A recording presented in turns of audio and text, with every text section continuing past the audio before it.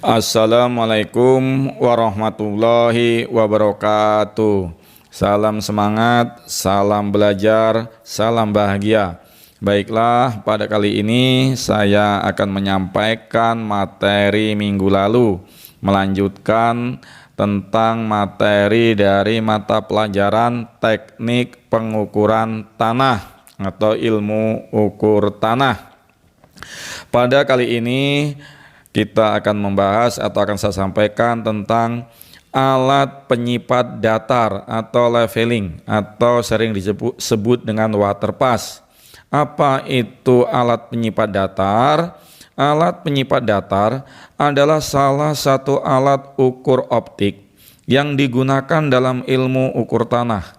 Penyipat datar merupakan suatu alat yang digunakan untuk mengukur beda tinggi antara dua atau lebih titik yang saling berdekatan.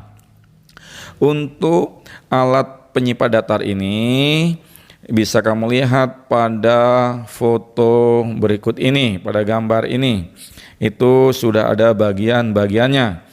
Akan saya bacakan atau saya terangkan tentang bagian-bagian alat penyipat datar yang tertera pada foto di atas.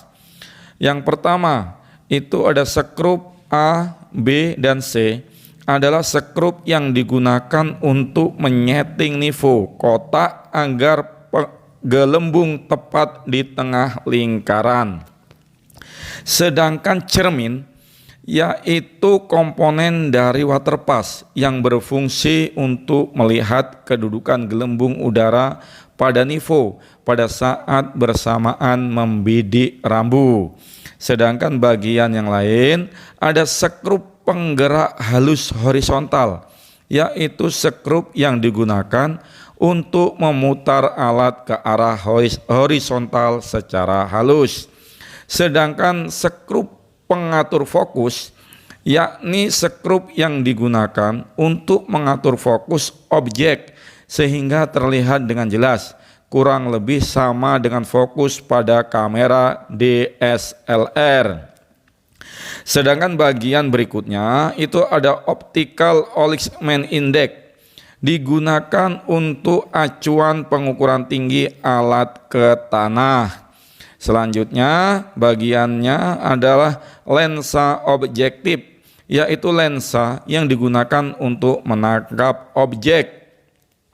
Selanjutnya ini bagian yang terakhir ada lensa okuler, yaitu lensa yang digunakan untuk melihat objek yang terletak di depan mata pembidik. Nah, itu adalah bagian-bagian alat penyipat datar. Baiklah, selanjutnya saya akan menerangkan cara mengoperasikan water pass. Ya. Yang pertama akan saya terangkan langkah menyeting alat water pass, yaitu sebagai berikut. Yang pertama, tempatkan statif di atas titik ukur. Pastikan ia berdiri dengan kuat, tinggi yang disesuaikan pembidik, dan permukaannya diusahakan relatif datar. Langkah yang kedua, letakkan pesawat pada landasan, kemudian dikunci dengan pengunci pesawat. Langkah yang ketiga, atur sedemikian rupa agar posisi sumbu satu pesawat tepat di atas patok dengan unting-unting. Selanjutnya, langkah yang keempat, mengatur nifo untuk kedataran pesawat. Adapun cara mengatur nifo ini ada 3 langkah, perhatikan. Yang pertama, meletakkan as teropong pesawat di atas salah satu skrup penyetel nifo, yaitu skrup C. Langkah yang kedua, cara yang kedua, mengunci arah horizontal pesawat dan menyetel nifo kotak dengan cara mengatur gelembung nifo supaya berada di tengah-tengah antara dua skrup penyetel A dan B dengan cara memutar sekrup A dan B secara bersamaan dengan arah putaran yang sama. Lalu mengatur gelembung nifo supaya berada di tengah-tengah lingkaran indeks dengan cara memutar sekrup C. Dan cara yang ketiga, memutar teropong ke segala arah dengan membuka pengunci horizontal untuk mengecek gelembung nifo. Kotak apakah sudah tepat berada di tengah. Itu adalah cara untuk mengatur nifo untuk kedataran pesawat.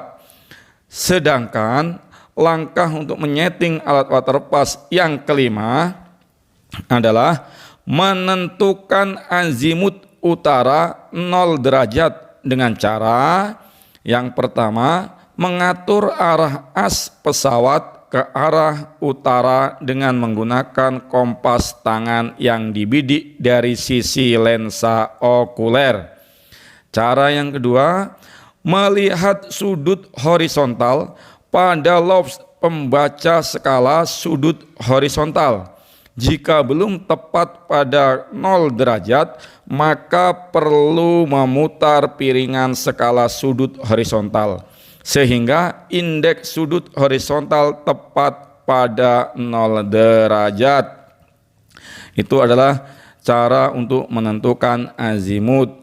Sedangkan langkah menyeting alat waterpass yang berikutnya atau yang keenam, yaitu pesawat siap digunakan untuk membidik dengan catatan posisi skala sudut horizontal atau piringan tidak berubah. Baiklah, itu adalah tentang cara mengoperasikan waterpass. Untuk pembahasan kali ini kita cukupkan dulu sampai di sini. Kalau Anda yang masih perlu ditanyakan, silakan ditanyakan, akan saya jelaskan. Terima kasih. Saya akhiri, wassalamualaikum warahmatullahi wabarakatuh. Salam semangat, salam bahagia, dan salam belajar.